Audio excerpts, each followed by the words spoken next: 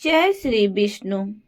स्वागत है आपका इस दिव्य कथा में, जहाँ एक छोटे से बालक ने अपनी अटूट भक्ति से ब्रह्मांड को हिला दिया, जहाँ अत्याचार का अंत हुआ और धर्म की विजय हुई।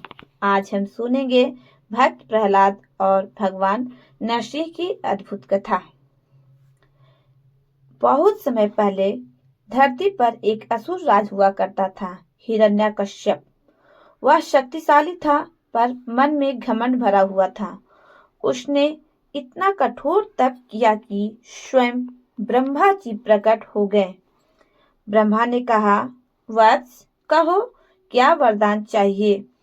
हिरण्यकश्यप की आंखों में चमक थी। उसने कहा, मैं न दिन में मरूं, न रात में, न मनुष्य से, न देवता से, न किसी शस्त्र से, न किसी अस्त्र से, न घर में, न बाहर, न धरती पर, न आकाश में। ब्रह्मा ने वरदान दे दिया, लेकिन यही वरदान उसके घमंड की जड़ बन गया।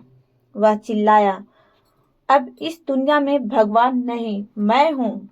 पूरे राज्य में आदेश दिया गया, मेरे अलावा किसी और का नाम लिया गया तो दंड मिलेगा। समय बीतता गया।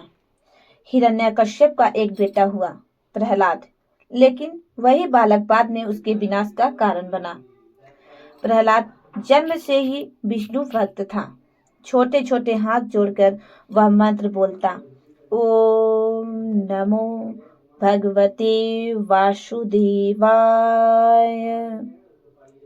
हिरण्यकश्यप का दिल आग से भर जाता। यह कैसे हो सकता है? मेरा बेटा मेरे दुश्मन विष्णु का भक्त। लेकिन प्रहलाद हंसकर कहता, पिताजी, भगवान तो सबके हैं, असली राजा तो वही है। यह सुनकर हिरण्यकश्यप के क्रोध की सीमा न रही। हिरण्यकश्यप ने सैनिकों से कहा, इसे मार दो, आज के बाद इसका कोई नाम नहीं लेगा। सैनिकों ने प्रहलाद को पकड़कर माथे पर तलवार रखी, धनुष ताने, बर्छे निकाले, लेकिन छोटे से बालक के चेहरे पर एक अजीब सी शांति थी। वह सिर्फ विष्णु विष्णु जप रहा था। तभी सैनिकों के हाथ कांपने लगे, शस्त्र के उनके हाथ से गिर गए। अदृश्य रूप से भगवान की शक्ति प्रहलाद की रक्षा कर रही थी। हिरण्यकश्यप और भी क्रोधित हो गया। उसने आदेश दिया, इसे क्रोधित हाथियों के सामने डाल दो। प्रहलाद को हाथियों के बीच फेंका गया। हाथी गरजे, दौड़े, लेकिन जैसे ही उन्होंने बालक को देखा, वे शांत हो गए। उनकी आंखों में करुणा आ गई और वह प्रहलाद के पास जाकर शीश झुकाकर खड़े हो गए। अगली साजिश, प्रहलाद को जहरीले सांपों से भरे गड्ढे में डाल दिया गया। सैकड़ों नाग उठे, फुफकारे, लेकिन जैसे ही वे बालक के पास पहुंचे, मानो कोई शक्ति उन्हें रोक रही हो। वे शांत होकर प्रहलाद के पैरों के पास बैठ गए। अब हिरण्यकश्यप ने अपनी बहन होलिका को बुलाया।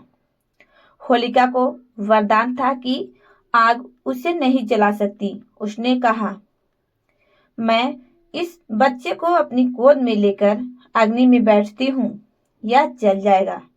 होलिका प्रहलाद को लेकर धधकती आग में बैठ गई। सारा राज्य देख रहा था, लेकिन चमत्कार हो गया। होलिका जल गई।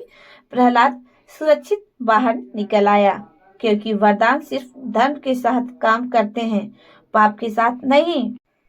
हिरण्यकश्यप अब तमतमाता हुआ प्रहलाद के पास आया और गरजा, कहाँ है तेरा विष्णु? क्या इस खम्भे में भी है? प्रहलाद ने शांत स्वर में कहा, पिताजी, भगवान हर जगह हैं, खम्भे में भी हैं। हिरण्यकश्यप ने खम्भे पर जोर से प्रहार किया। धड़ाम, वह खंभा फट गया और उसमें से एक भयानक परंतु दिव्य रूप निकला। नरसिंह, आधा मनुष्य आधा सिंह, आंखों में ज्वाला और शरीर में अग्नि निकलती हुई। हिरण्यकश्यप डर गया। वह चीखा, तुम कौन हो? नरसी का स्वर गूंजा। तेरे विनाश का समय आ गया है नरसी। न दिन था न रात, संध्या काल, न घर में न बाहर, दहलीज पर, न मनुष्य न देवता, न सिंह अवतार, न अस्त्र न शस्त्र, न खून, न जमीन न आकाश में जंघा पर उठा लिया।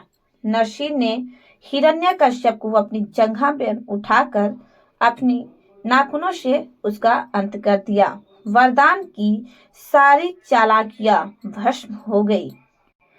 भगवान नरसी गरज रहे थे, क्रोध में धधक रहे थे, सारा संसार कांप रहा था। तभी प्रहलाद आगे बढ़ा। उसने फोल्डेड हैंड्स कहते हैं, प्रभु शांति शांति दीजिए। नरसी का क्रोध शांत हो गया।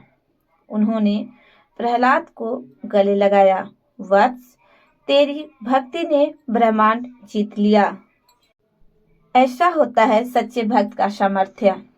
जो भगवान के नाम से जुड़ा जाता है, उसका कोई बाल भी बांका नहीं कर सकता है। भक्ति में शक्ति है और भगवान हर जगह हैं। ओम नमो भगवते वासुदेवाय। जय श्री नरसिंह देव।